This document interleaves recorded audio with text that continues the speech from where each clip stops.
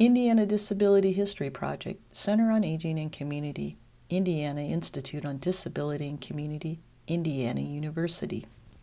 Let's go. Okay. My name is Nancy Kalina, and I am from Bloomington, Indiana. This is where I live. I've lived here since 1995.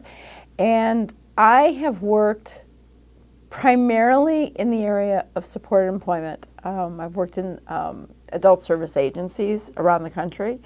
I've had the opportunity to work at an agency that was in the process of conversion from group homes to supported living, and I was the employment director at that place. And then I have also had the opportunity to be a consultant or a research associate at the Indiana Resource Center for Autism for 5 years. And then from there, went on to work at a high school, local high school, Bloomington High School North, where I was the work study coordinator and helped with transition. Okay, we're going to talk a lot about that in a few minutes. The other thing I should tell you is I'm not going to talk to you during this. I'm going to do a lot of nodding my head because she doesn't want to hear me. I gotcha. So when I don't know why, Jenny, but okay. When you think I should be talking or saying something, I'm not going to. Okay. So how and when did you get into this line of work? Well, probably in college. I was wandering around in college and, first started majoring in occupational therapy, then went to speech pathology, and was really unclear about what I wanted to study. I had an idea, having grown up with a disability, that I wanted to work with people with disabilities. And I went to an education advisor who said, well, do you know about rehabilitation psychology, which I didn't. And University of Wisconsin-Madison had a program in that, so I went to speak to the chair. And that seemed more appropriate because I knew I didn't want to teach, even though I went on to teaching. Rehabilitation psychology was the program that very few schools had that studied working with adults with disabilities. And so I finished my bachelor's there and did some internships, and then went on to do my master's at Syracuse University. So that's kind of like where it began. Yeah, that's great. Yeah. So I know you said you kind of finished up working in the schools in a transition program. Mm-hmm. So I want to talk about what school was like, what a typical day for a student was like, a kid with a disability in high school. Well, you almost have to if you want to talk about a typical day for a student with a disability, you almost have to talk about what kind of disability, to be honest. Because you have students who are on diploma track, you have students with disabilities who are on honors tracks, and then you have students with disabilities who are on non-diploma track. And their days are vastly different. Let's talk about students on the certificate track. Okay. So students on the certificate track at the high school that I taught at, would typically either start their day in work study, if that is something that the student and the parent wanted the student to study. And then they might have, it depends on what year the student was. If the student was a freshman, they would probably have work study for one block or 2 blocks, and we were on a block schedule.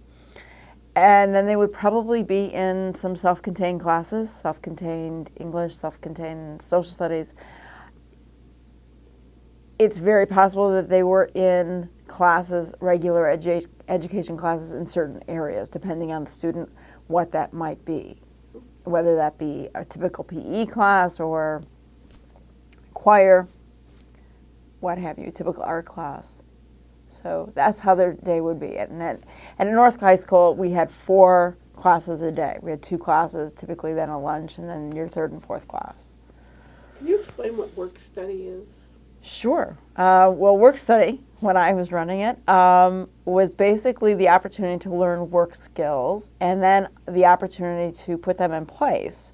So we started off, as students were young, we helped them learn work skills by basically just having a job, when that job might be in the building. It might be volunteering in a place in the community like the Banneker Center or Boys and Girls Club. And there were lots of businesses around town that were very open to offering that. And then as the student got older, the student would take on more work study. And and of course this had to do with if the parents and if the student, if this was the focus. We often struggled, some parents really wanted diploma to be the focus. And that became a point of contention on some levels in IEP meetings. But if work was the focus and really the goal for the student, then the student would take on more and more work study, potentially 4 blocks, which would be half a day each day. And the student, we would hopefully help the student get paid employment somewhere in a job that they desired, in an area of interest. And that would continue probably post-high school. So students worked in a variety of places. They worked for IU, they worked in the dorms, they worked in some of the eating areas around IU. We had students who worked for Solution Tree, which is a publishing company in town. I mean, it's a variety of places. But basically, there was just this growth of learning the skills, learning to be on time, clocking in, signing out, to the extent of doing your job fully, even without supervision. So, I don't know if this is something we need to talk about here, but can you not be on the diploma track and be doing work study at the same time? I mean, they're getting a certificate. Oh, so you're saying if they want a diploma, that's different than a certificate? Right. Okay, so if the parent wants them on a diploma track, that is a regular high school diploma. That is not a certificate of completion. Correct. Correct. So, Yeah, I was thinking, go ahead and talk about the other 2 tracks. You said there would be 3 different. Well, yeah, because if you have a student who's on, I don't think I ever saw a student with a disability, but I know they occurred, students with disabilities who were on honors track. I never saw those individuals. It was very clear the focus for those individuals was academic. They wanted an honors diploma, not a Core 40 diploma, and there was really no time for them, in all honesty, to have work study in their schedules because of what is required for an honors diploma in the state of Indiana. So I never really saw those students, but they certainly exist. I did definitely have students who were on a Core 40 diploma or just even a general diploma track. And that would sometimes get sticky. I mean, there's a real desire to achieve the diploma. Certain classes are required, so then their work study it takes a back seat. And so it becomes an odd thing. So it's very possible like you could have work study first block and fourth block one day, and then third block another day, which is not conducive to having a job. And so that's where things would get tricky. It's like, well, okay, so what's the priority here? And many times, if the priority is the diploma, I mean, we really had to have a conversation about what work study would look like, because based on the fact that you can't really have a job, at 8:30 in the morning and then go back at 1, and, it just didn't work out that way. So, but certainly we had students who are also achieving diploma who did have work study where the schedule worked out fine. The schedule is the big issue. I mean, to be honest, the schedule can be quite tricky. it really is good. So, the kids that you've supported and the kids that are in schools today, and you're in the high school setting, what's the attitude towards the kids? Do you think it's changed over the years? Do you think it still has a long way to go? What kind of issues do kids face in terms of being included to things like sporting events and band and proms and the social scene? I think it's really individual. I mean, I think it depends almost like on the individual kid with a disability, but I also think it depends on the class and the teacher. I think that we have come a long way. I grew up in a school where we had kids with disabilities, and the kids with disabilities were treated awful, and that was in Ohio. I felt like they were not treated well. I think North does a really nice job. However, I think, yes, there's still segregation, and there's still, those kids, and that, especially the kids with more severe disabilities, they eat over there, or, I think we've made progress. I don't think every kid is receiving that attention. And you had teachers who didn't necessarily like, oh, that kid could never be in my class. And certainly I remember fighting with certain teachers. I'm not fighting, I hate to use that, but certainly the struggle of having to have a conversation with a teacher, is it all right if this person signs up for your class? That tells me we have a long way to go. Because I don't even think it should be a discussion, because kids without disabilities are not even having that conversation. They're just filling out their their schedule form. There's no conversation. So I think there's a long ways to go. I was wondering, what kind of training and education do the teachers get? I mean, is there something that's ongoing, or do they get anything?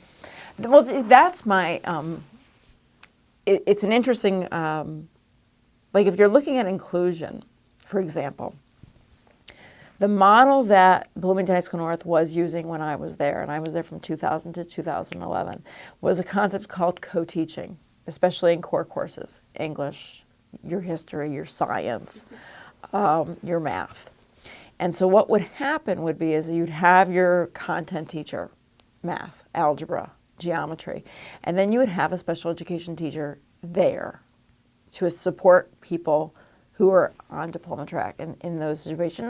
And it was an interesting concept in my mind, but I always felt like, and I think what I heard from people is that many times the special education teacher felt like the regular ed or the content teacher did not necessarily, many times, I won't say, across the board, but many times did not necessarily give attention to the kids who needed assistance in that regard, or even if it was a behavioral concern, it became the special education educator's job to interact or to teach those 6 kids. I mean, and not that they were pulled aside necessarily, but it was an interesting. So I think to answer your question about what training do teachers receive, I mean, obviously your special education teachers receive their special education teaching and their license. But I think general education teachers, from my understanding, at least at Indiana University, are only required to take 1 class, which is basically Introduction to Disabilities. And it's not enough. I have guest lectured in that class, and I know that I have kept in touch with some of the kids in those classes, and they say it's not enough.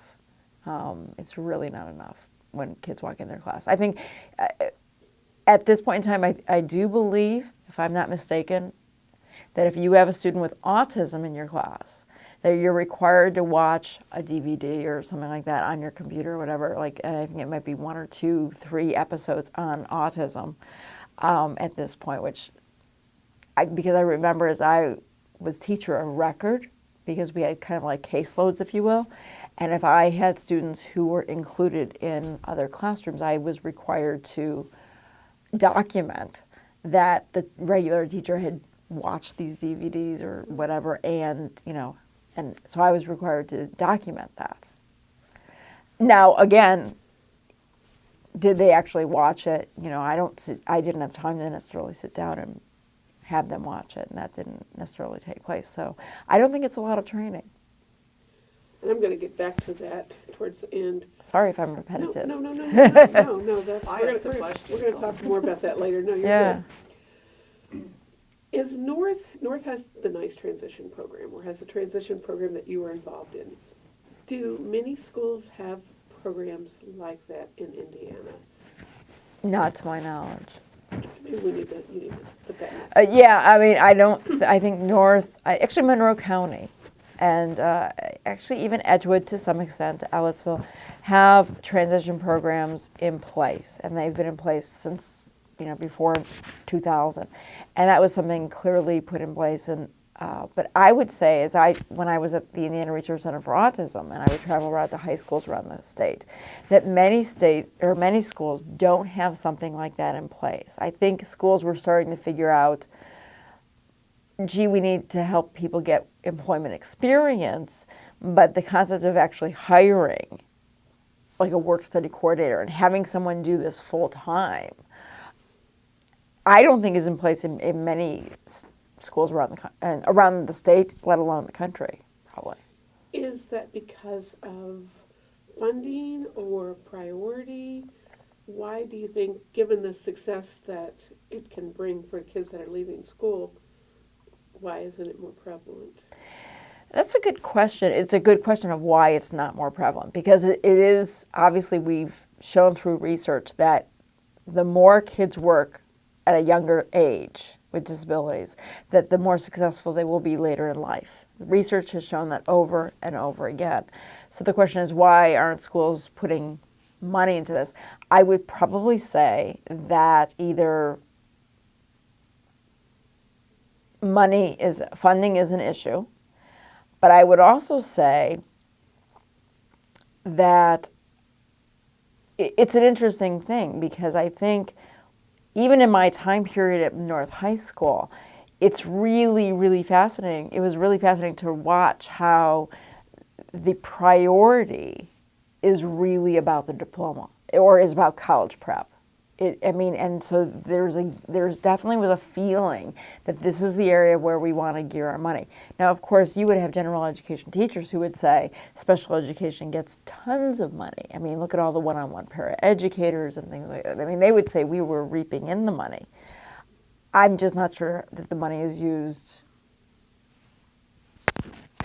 in the most efficient or effective way in many schools. Well, and there's the ongoing argument that college isn't for everyone, Mm-hmm. even those that can go. Oh, and then some people can't afford it. Right. And some people can't get a job once they get out of college. Right. So it would seem in these economic times Mm-hmm. that careers, employment, Mm-hmm. things like that, particularly for people that aren't going on to college, would be equally important. Oh, yeah. Was there discussion? Oh yeah, I mean, I think those conversations came up in staff meetings. The conversations about, with this economic times, is that we should be focusing on careers, and we should be focusing on work skills, and we should be focusing on helping people learn these things so that they would be ready to go as they left high school. And what's really interesting is that I think it was highly driven by parents, to be honest. I mean, I think there's something about achieving that diploma that is also important, or I want my kid to go to college. And the interesting thing is, I know I've asked the question many, many times during a case conference saying, okay, so the kid gets a college degree, then what? Then what? And it's very possible for someone who might achieve a college degree that they can definitely go out and get a job all by themselves. That's possible.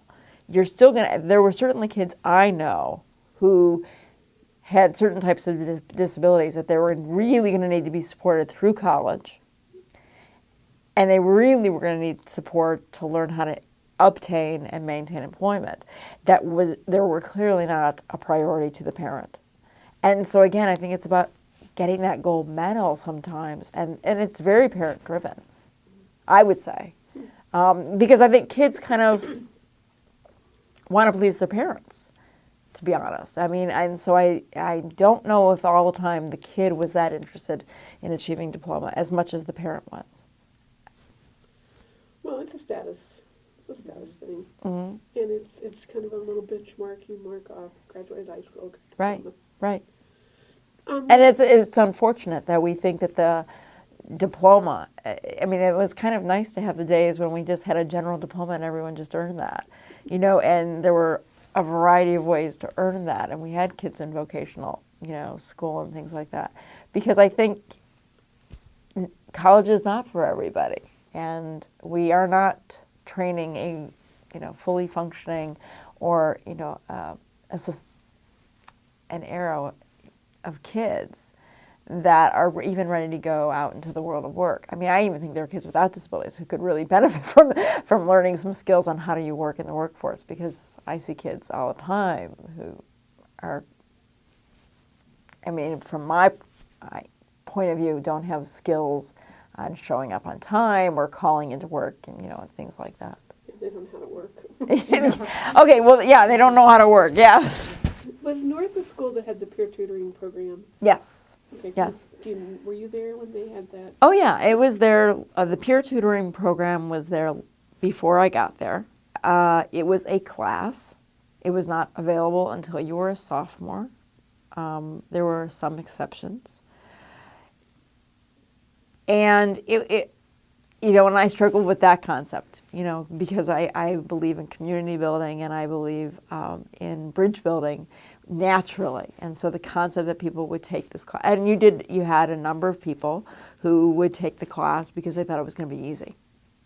And so they didn't put a lot into it. So that happened. I mean, we know that happened. There were definitely some great kids that came out of that. I mean, I know that they were expected to read certain articles about transit.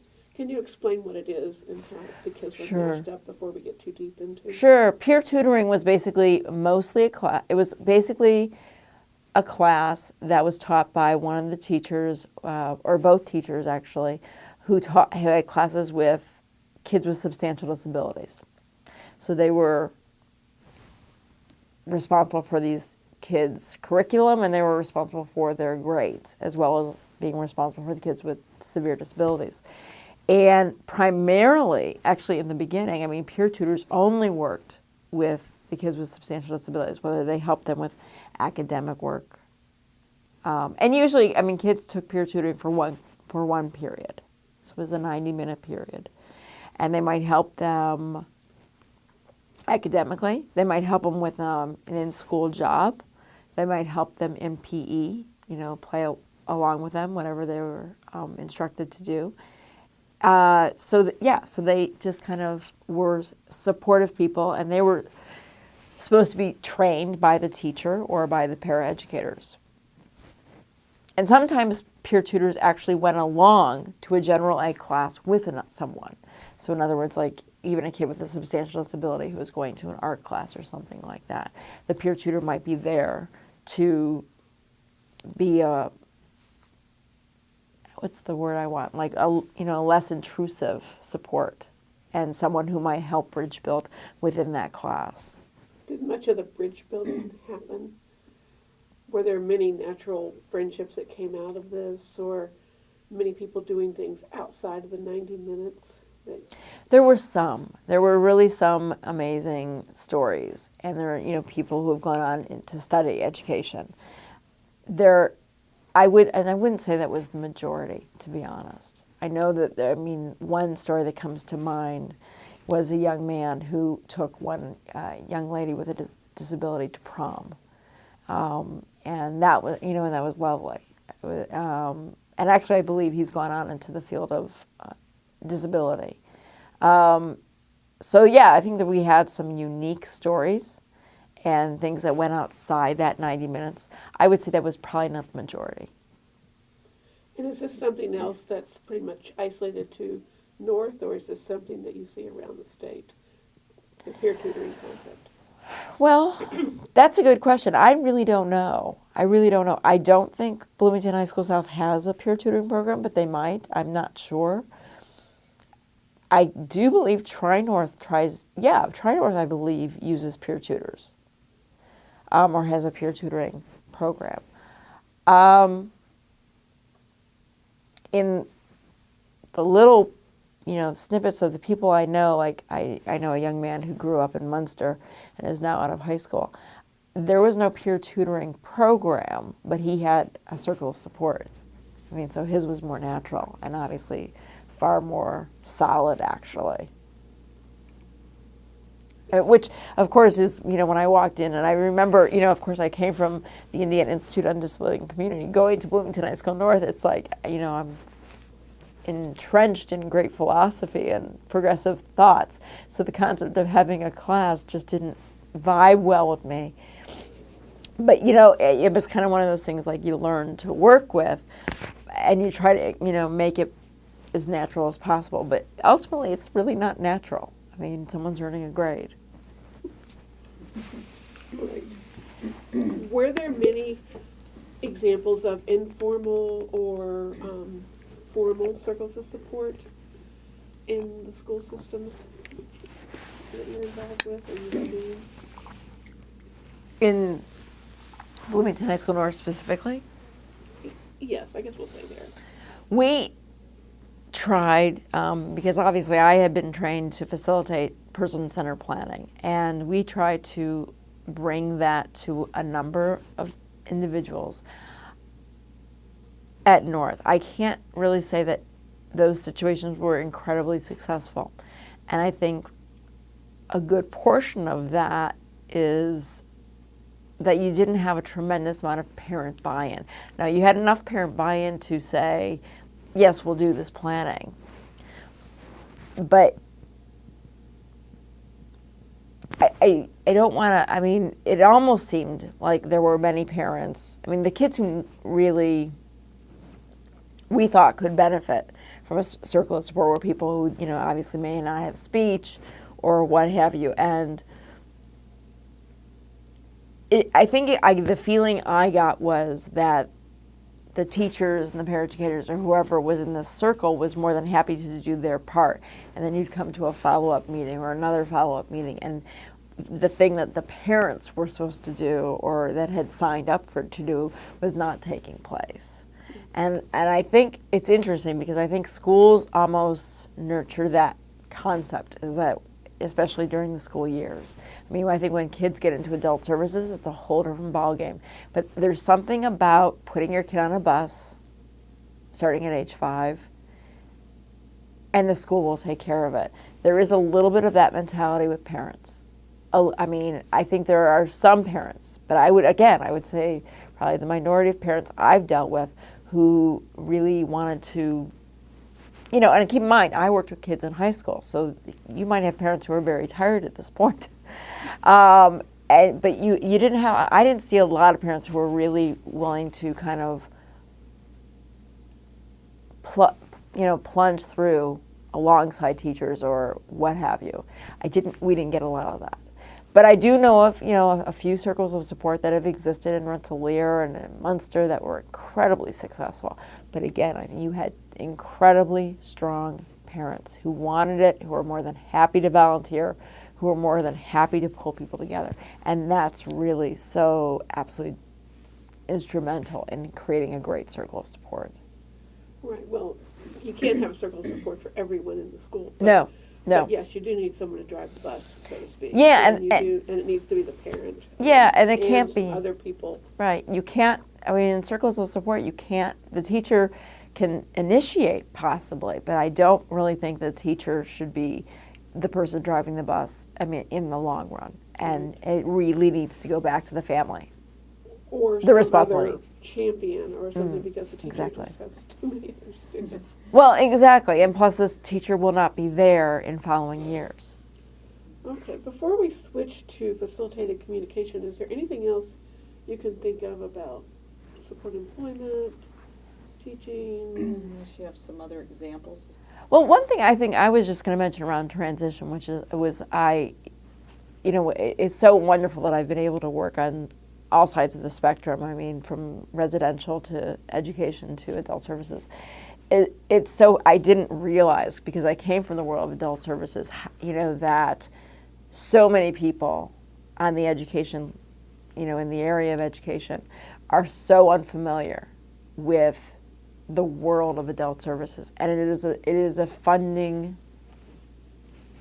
nightmare, to be honest. And Kim reminds me often, because she never knew about the whole funding issue. And the funding issue is very different, obviously, because the state funds education. And I actually once proposed that a position be created in addition to the transition coordinator, which is the person who runs the case conferences pretty much, that you need someone in a school system who just educates parents, really starting in possibly earlier than 8th grade, 6th grade, because I think transition is, now 14 years old, or at the 8th grade conference. But people don't realize, it's that whole concept of where the responsibility is that it's entitlement. That's huge, is that kids are entitled to a public education. When they leave, there is no entitlement. If you basically don't sign up for vocational rehabilitation, if you don't sign up for going to an adult service, what are they called? Oh my God, an ARC. No one's going to come looking for you. I mean, to be honest, there's no entitlement. There's no one saying, "Oh, we'll go find you." And I actually, when I was at the Indiana Resource Center for Autism, dealt with a family in Indianapolis where that was the case. The kid had been home for 11 years. The parents knew nothing, and I was like, "How can you not know?" I mean, that Noble exists, and it was just so shocking to me.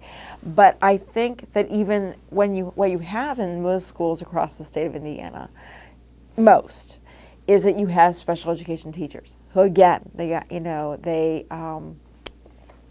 teachers. They know education. They know IEPs. They know curriculum. They may know some positive behavior support. They don't know how VR works, vocational rehabilitation. They don't know that when someone's employed, I mean, and this has changed, and it changes every year, every month actually. I mean, that when someone is getting a job, vocational rehabilitation will pay for the looking for the job and the training on the job. But when they move to follow along, if you will, like when someone can fade off, they don't realize that funding switches to the Bureau of Developmental Disabilities. They are unaware of the Medicaid waiver or the importance of the Medicaid waiver.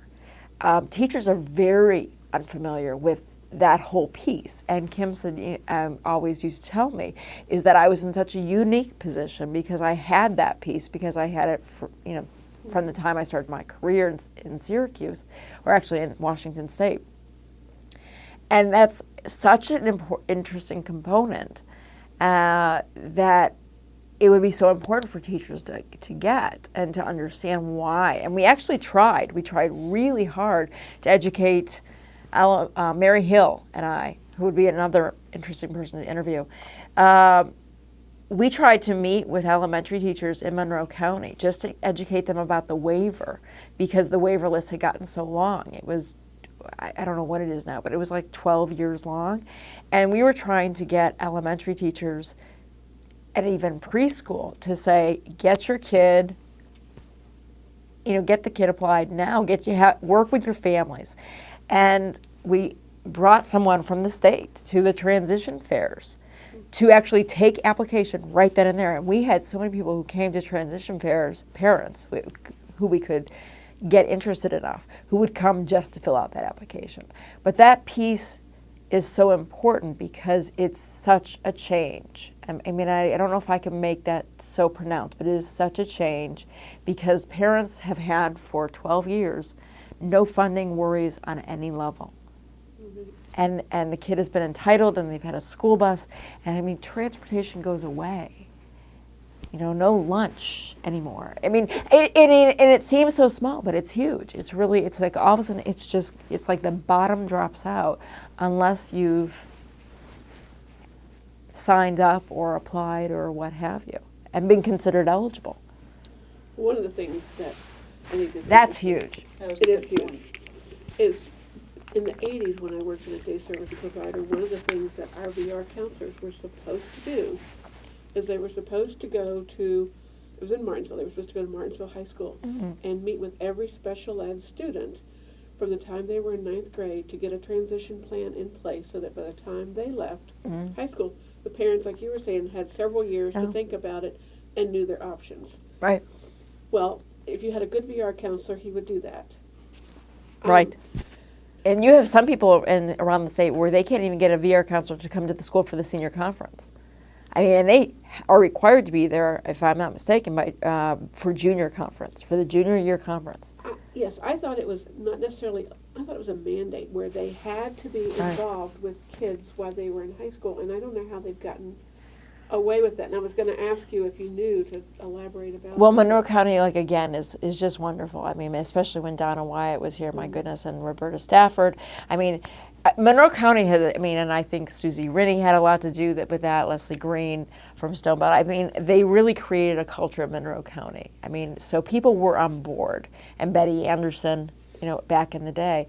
And I think that VR was on board. I remember when I first had my job at Stonebelt back in 1993, VR was at my interview, which I thought was really wow, that's really cool, actually. That's kind of surprising. But I actually remember thinking, well, this must just be the way it is in Indiana. And then, but it wasn't. There were states, or there were schools that said, would laugh when I would do trainings. For when I was at the Resource Center for Autism, when I would do trainings on supported employment, and people would laugh because they thought, you can't get a VR counselor at this school. I mean, if you're lucky, you can get them there for senior year, maybe second semester. And I don't know how they've gotten away with it, to be honest. I mean, other than the fact that they would probably claim that their caseloads are way too large. Well, and the other point is the teachers aren't required to know this information either. Exactly. Well, yeah, that's the other Push point. the parents to, if the VR counselors are going to come here, here's where the office is. Take your student down there and apply for services. Right, right. I think that's a big piece. I used to actually, to be honest, go with parents. I would actually set up the appointment for them because I just felt like, it's case conferences, there's just so much information going on. It's overwhelming for a parent, I can only imagine. I mean, it was second nature for me. It was second nature for the case conference coordinator. But there's a lot of information. And so I would offer, and probably the majority of the time, parents would say, yeah, if you could set up this appointment, that would be great. So I would call Donna Wyatt. I would call vocational rehab. And I would say, give me a date. And then I would actually coordinate with the parent. And I many times met the parent there to go through the application process. I also did the same thing with, obviously explaining to parents that they had choice, or the parents and the student, that they had choice on which adult service agency they chose to use, which was a foreign concept. And so there were many times I went with parents and the student to the various agencies that were around Bloomington who were offering employment support and let them interview. Yeah, And so I facilitated that process, and that's why I felt like there almost needed to be another position. I mean, probably 3 positions, but someone who basically was focused on educating families around transition and possibly running some, circles of support when needed. But that would be part of their thing. But I think just educating parents and helping them understand that you're getting used to this system, the educational system, but this system over here is completely different. And the other piece of the puzzle is teachers don't know this stuff. They may not even know that they should be inviting vocational rehab. I remember doing a consultation, probably in the late 90s, in Anderson, Indiana. And I remember doing a consultation. I was in high school, and I was explaining that vocational rehabilitation should, it would probably be a good idea to get them involved, that these students who had substantial disabilities would move on to an adult service agency, blah, blah, blah. And the teachers basically had said, well, we wouldn't involve vocational rehabilitation because these kids can't work. And I said, after my mind blew up, but I said, well, you know what, that's not your decision, first of all. And it's not your job to decide. You have no work-study program, but it's not your job to make that choice for these individuals. And vocational rehabilitation and whatever adult service agency is in your community, that's their responsibility to figure out what kind of job this individual can do. It's not your, and so they were making choices and basically selecting not to invite VR based on what they thought the person was capable of, which I wouldn't doubt if that still happens. Yeah, I remember taking someone to see a VR counselor, and he wouldn't even take the application. The VR counselor? Yeah. Oh, He was my a very bad VR counselor. So There are good there are VR good and there are counselors bad. of everything. And you of try everything. and pick the ones that are good. Yeah, and you just hope go for back and get enough. exactly. And that's the nice thing about VR. You can always fire your VR counselor and hope that the next one's better. Okay, so are we ready to move on to facilitated communication? Sure. Okay, well, why don't you help me understand what facilitated communication is, how it works, talk about who developed it, what training you went through. Gosh. And I have what to go training- through my memory here. I haven't talked about this in so long. Facilitated communication is a type of augmentative communication. I actually don't even know if they're using the terminology facilitated communication these days. I think they might be calling it assisted typing. I can't remember. I was introduced to facilitated communication back in the early 90s when I was in Syracuse, and I was working on a federal grant. And at the same time, I just happened to be in the right place at the right time, to be honest. And the federal grant that I was working on an agency that was basically converting sheltered employment to community employment. But since our director was tied into the university, he was connected to Doug Bicklin. Doug Bicklin, of course, was the first person in the United States who was approached by Rosemary Crosley to bring facilitated communication, I think, to the United States. Rosemary Crosley basically invented this, I would guess, in Australia. She was working with folks who had neuromuscular disorders, primarily people with cerebral palsy was at the beginning. And I think what she was thinking, I mean, we tend to think of people with cerebral palsy as having neuromotor issues, but that they're perfectly fine mentally. And so it made sense for her to find ways for someone with cerebral palsy to communicate. And basically facilitated communication is you're offering them some type of physical support. And in the beginning, and I was a beginning person, so I'm sure it's changed now, the process was supporting them at their hand or wrist to basically, the concept was that you were basically not moving them or not guiding them. You were actually resisting their movement. And the concept was there is that, especially with people with cerebral palsy or autism, is that you were slowing down their movement. And for some people who don't have really great intentional movement, this allowed them to actually make selections that were purposeful to them. So basically you were pulling back while they were pushing down, and which allowed them to control their movement to a greater degree. So facilitated communication wasn't always about spelling. It could have been just making a choice between two cereals. It was really just about choice making in many, many ways. What it led to was a lot of people we discovered appeared to be literate and could not only make selections between chocolate and cookies or, colors, but they could move on to saying, spelling things out. So people began typing and people began expressing themselves, and it was very powerful. It was very powerful to have people be able to speak for the very first time, or and be able to be understood.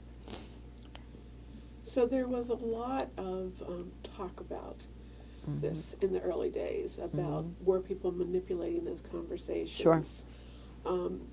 Whose words were they? Can Yes. you talk to that and maybe give some evidence that it was the person's words, if you have examples?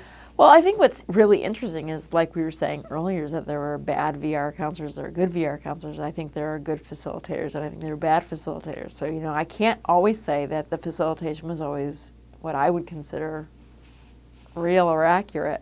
I think that there were people who were trained and who were trained well. And I think,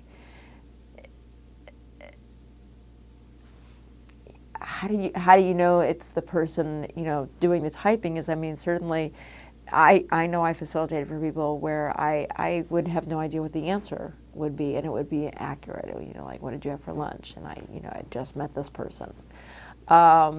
And I had no idea the person could write whatever, grilled cheese, and that would be accurate. It seems like it's evidence. There were a lot of research studies that were done, some of them quantitative, some of them done by Stephen Calculator. A lot of the people with speech pathology had a very tough time with facilitated communication. And I think that on some level they had good reason. Because I think there were people out there who just kind of tried to pick it up and who were probably guiding. I know I saw that in my, time period of traveling the country and things like that, because I did a lot of consulting around the facilitated communication. So clearly there were some people who were not strong facilitators, or there were people who were thrown into the role of being a facilitator without proper training, just like a general education teacher is thrown into the role of doing inclusion, but they don't have much training. So training is a big piece of it. And I think for the people who were actually trained, and I think the people who had, I was just so fortunate. I was there when it really came to the United States. There was tremendous amounts of training, and not only was there a week-long training or what have you, but because we were connected to the university, or our project was, we had focus groups. So, you would be working with someone, you'd be introducing facilitated communication to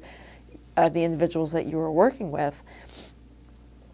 And so much stuff came up, that, training is ongoing, learning is ongoing. And so we were able to bring it back to this group and say, well, what do we do with that? What do you do in this situation? And I think because we got to come back all the time, I think the training was it was wonderful, because I think training is more than 3 days. And so I think that for the people who really spent time learning, I think it made sense. I don't know if I'm answering your question, but I think that there were people, obviously, the process when I first started being a facilitator was to start with your support at the hand or the wrist. But the concept was to move back. Obviously, so the person would gain more control of their body. And keep in mind, a lot of these people weren't used to controlling their body. But we were asking them to actually try and, use muscles that they hadn't really used purposefully. Is there anything else you can say about, you said you don't know if it's called facilitated communication.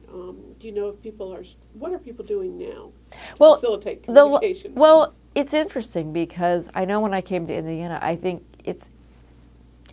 there seems to be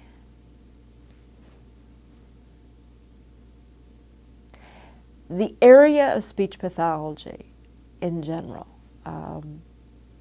appears to sometimes want to focus on speech.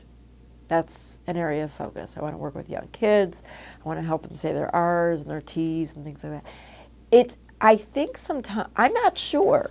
I would be hypothesizing here, but it seems that moving to any type of augmentative device is, I don't know if they see it as a failure on their part or what have you, but there were so many kids who were coming up to the high school who had never even been introduced to any type of augmentative communication by the time they were 14. It was astounding to me. But they were still working on their T's and their R's and their S's, and it just seemed so unfortunate, because I know when I brought up facilitated communication at Bloomington High School North, it was a very heated discussion. It was very unaccepted. We would have speech pathologists who sat in on team meetings, who walked out, and there would be teachers then. So what you had is you had your team. And so for example, Mary Hill was a teacher of kids with substantial disabilities, and you'd have a team meeting, and you'd have paraeducators, you'd have the occupational therapist there, and you'd have the speech pathologist there, and then you'd have the work study coordinator. And I would bring up the concept of facilitated communication. And if the speech pathologist walks out, because that is the person who is supposed to provide services to the individual under the IEP, Mary Hill told me very literally that she did not feel comfortable following through with providing facilitated communication services unless the speech pathologist would be okay with it. And so I couldn't really introduce that very much. So this might be a future trend in terms of having augmented communication as part of the curriculum for the speech and hearing department. Oh yes, yeah. I think it needs to be huge. I mean, I just think the lack of augmentative communication that I would see around the state when I was at IRCA, and clearly the lack in Monroe County schools alone, is there are people out there who have nothing to use. And I think facilitated communication is not the answer for everybody, but it is an option. But I also think that, using other types of talk, or communication devices are options, and they need to be options to speech. And I think that's my frustration with people we'd have intern students and things like that, and they would very blankly say that, I don't even know if there was, there's one augmentative communication class. I'm not sure what it is to this day, but I do remember when Indiana Resource Center for Autism did a workshop around, or actually no, I don't even think it was Indiana Resource Center for Autism. It was the Facilitated Communication Organization of Indiana. That was really almost parent forum, and I kind of facilitated it. So there were people who would come together once a month. And we brought in Marilyn Chadwick from Syracuse to lead a 2-day training. And I remember we had flyers, and we tried to put up flyers at the department of whatever, the speech department, and they tore them up, and they would not support it on any level. And of course, my guess is they were reading research that basically said facilitated communication is hocus pocus and it's guiding people. And facilitated communication really opened my eyes to the difference between quantitative research and qualitative research. And so I don't know that we need this on there, but if people want facilitated communication now or augmented communication, you have a young child, you have someone in school, what do parents do? Well, what I know people do is that on occasion, and it's a pretty rare occasion, is that your speech pathologist from your school system can make a recommendation that the student and the parent go to Crossroads in Indianapolis, and they do an assessment. But I do believe that facilitated communication is not part of that assessment. I don't believe that, or at least it was not during the time period I was at North. It was certainly, so people would come back saying, well, nothing will work. And I'm like, oh, God. And of course, one of the reasons it doesn't work is because the person has such limited mobility, which is the beauty of facilitated communication, because if you're trained, we make modifications for people's mobility. That's the whole point. And yeah. So that's frustrating, yeah. That's good. I hope it's good. I don't know if I'm being here. That was good. I'm trying to figure out if we've covered this, about how things have changed with disabilities during her tenure. We've covered, this is about the last thing, about the foreseeable future and training and education. So I guess the last thing that I want you to just kind of think about is people that are coming into this profession now. You're one of the younger people we've talked to who Really? Yes, you are. doing I think you've been something the youngest. different. So, That makes me feel like I've been around so long. Yeah, okay. but people that are coming into this field, the field of disability, Yeah. supporting people, trying to improve quality of life, whether it's through work, school, just enjoying life, what do they need to know? And where do they need to get that knowledge? Because many of us went to school, and we didn't get the knowledge that taught us about best practices. The sort of people that we all want are people that are creative, that think outside the box. Right. All those things that you don't necessarily learn in school, you do informally. Right. So what sort of training and education do people that are going into this field need, and how do they get it? Oh gosh, what kind of training do people need, and how do they get it? It's a tough question. It's a tough question because I agree with you. I even think people who go through special education training and getting their license, I'm like, and that's actually, they obviously have multiple classes on disability, but I think there's still so much. I mean, there's so much that's still unaddressed. I mean, one of the things that's so troublesome to me is that I think a lot of the people who go into the field, when I think of all the people who go and work for residential support agencies, it's a job. It's a job. It's a part-time job. I can work on the weekend while I'm doing my classes or whatever. It's a job. I think it's the rare situation where it's like there's a person who really connects with the individual with the disability, and that they really it's truly about relationships. And I don't know how you teach that, because I think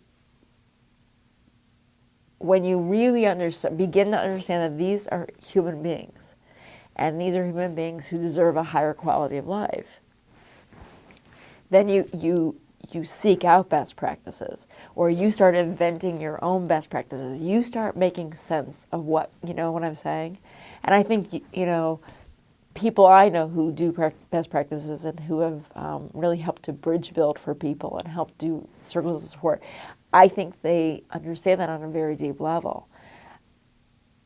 But I'm not sure that that comes through training necessarily. I mean, or if it comes from life experience. I mean, I'd love to hear your input on that, but I think when I first went into the field, I think I went into the field because I grew up with a disability. And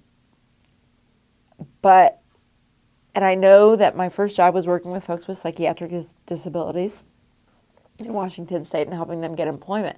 And I love the concept. I think my master's degree turned me around. Sorry about that. Because it was focused on adults, and it was focused on the concept that people with disabilities could absolutely contribute to their communities, which I don't think is a common message. I think that actually the program of rehabilitation psychology or rehabilitation counseling as a degree was a really important degree to have, because I think in special ed, I'm not sure a lot of special education teachers walk out of that thinking that their kids are going to be contributing members of society. And I think that rehabilitation psychology, which unfortunately I think is not doing well across the country. I mean, it was not in many schools in the first place. Kent State, Syracuse, University of Wisconsin, I think somewhere in Pennsylvania. But, having Pat Rogan as the professor, to be honest, at Syracuse, and learning people first language was huge. And watching having someone who was questioning you, and having someone reading articles that have been published, and teaching you how to read them critically. Like, can you really trust this? I mean, or do you just trust this article? I mean, having you actually read. I think that whole thing about basically having you think was so imperative and so wonderful, because I think it started you. I think that too many people go through school and don't think. They just ingest what is being given to them. And I think those seminar classes that I had with Pat Rogan, I'll never forget. I mean, the fact that she questioned me constantly was, it was harassment. No, it wasn't harassment. It was wonderful. It was wonderful growth. And it got me to think about what was important. And I think that's where it all begins, is figuring out what's important. How do you do that on a major training across the country? I have no idea. I think it's person by person. I think you have a good supervisor. I think you have someone who understands that person-centered approach. And I think they train their staff. And they truly take a part of training their staff. And then if you have middle management or whatever, then hopefully they go on. But I think it's person by person. And I think life experience is huge. Well, I think two things that you said. One is, yes, there's a huge difference in the person who's going to college and getting a job in a residential facility. But the same people who are saying, I want to be a special ed teacher, or I want to work at the Indiana Institute. Right. They don't have the opportunities that we're talking about. So unless they get in forums, unless they get in some work experience. Right. But I mean, their typical education that leads to this sort of career Right. doesn't really currently provide a lot of tools to do a good job. Right. So I guess I'm wondering. You mean like on the adult service level? On the adult service level, well, Right. even on the student level. Right. I guess one of the things that I wonder about, and keep hoping people are going to talk about, is the role of people with disabilities teaching classes, Yes. presenting, getting Yes. getting to see them in a different role, Right. having self-advocates in the school system talking to kids and teachers about what their life is going to be like, having them in the college classes on a more than a guest speaker basis. Right. I think that's a good point. And to be honest, I think it's really imperative. And obviously, we have a long way to go. Oh yes, sorry. Yes, thanks for the reminder. The concept of having people with disabilities teach classes is monumentally imperative, because it's honestly, in my career, my over 22 years working with people with disabilities, my best teachers have been people with disabilities, whether it's being hit on the head because I was doing something wrong. But honestly, they are the best teachers. But so if you formalize that, I know that I've seen people with disabilities in classrooms as guest speakers, and that I think those classes are so imperative. I mean, and I think kids eat it up. I really do think students eat it up. But then going the step further to say, we'd like someone with a disability who's actually teaching or co-teaching a class. And I think, when I think of who I like to learn from, I mean, Norm Kuntz tops the list, who has cerebral palsy. And I mean, listening to his story is so educational, far more educational than a lot of the professionals that I've, grown around. But that opportunity, I think that they either need to seize that opportunity or, but we need to open doors for people, because I think they're our biggest teachers. They truly are. So I didn't put those words in your mouth.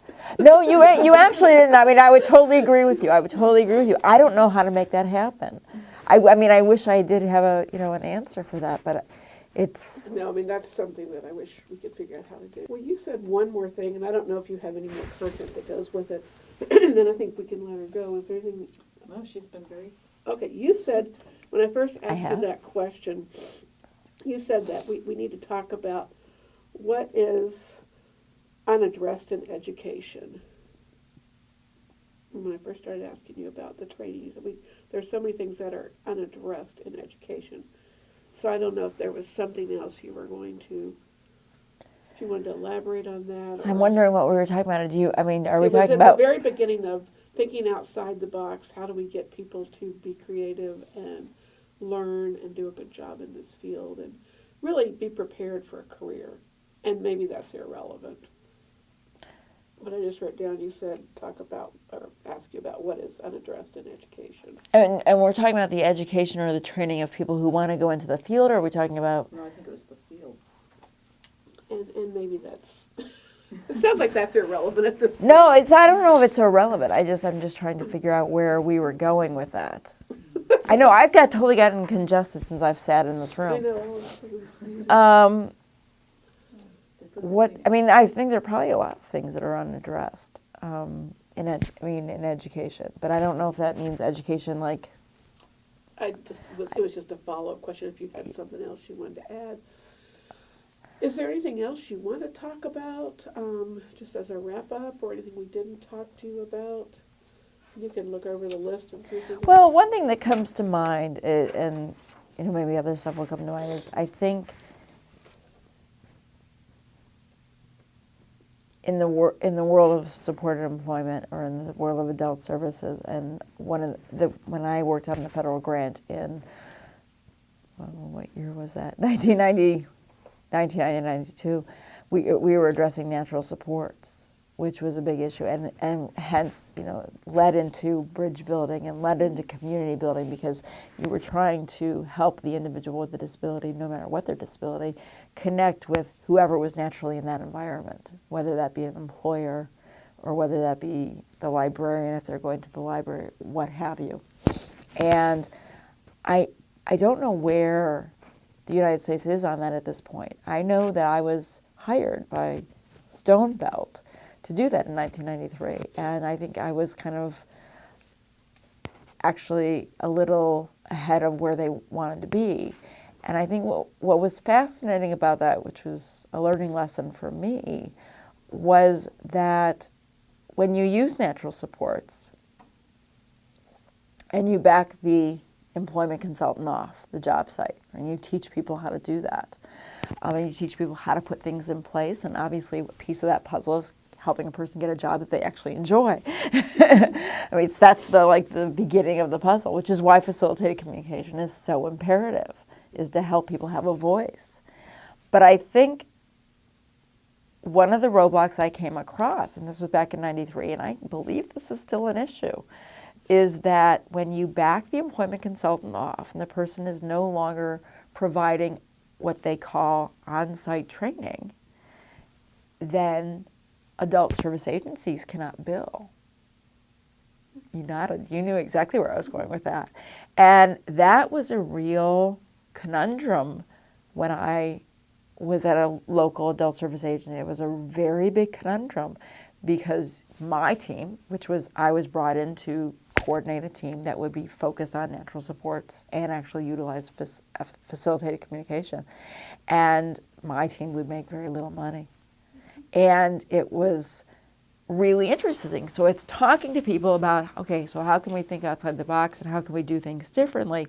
And I would have conversations with vocational rehabilitation and say, well, can we spend more upfront money? Because usually you are limited to what kind of money in which part of the process. Can we spend more upfront money in getting to know the person? Because the more you know the person, the better the fit's going to be, right? I mean, if you only get to know the person twice, chances are your fit is not going to work in the long run. But if you really spend like 4 to 6 months getting to know the person, and you're not, feeling this rush, oh, I got to get a job, I got to get a job, which I think is what a lot of employment consultants feel, then I think first of all, it's more leisurely. Second of all, I think you truly get to know the person. You know more about them than this person lives on the north side of town and this person's in a wheelchair.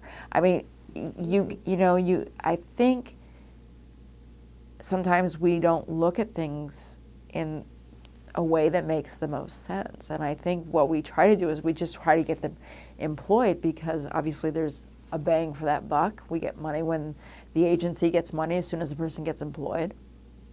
The agency gets more money when the person is employed for a month.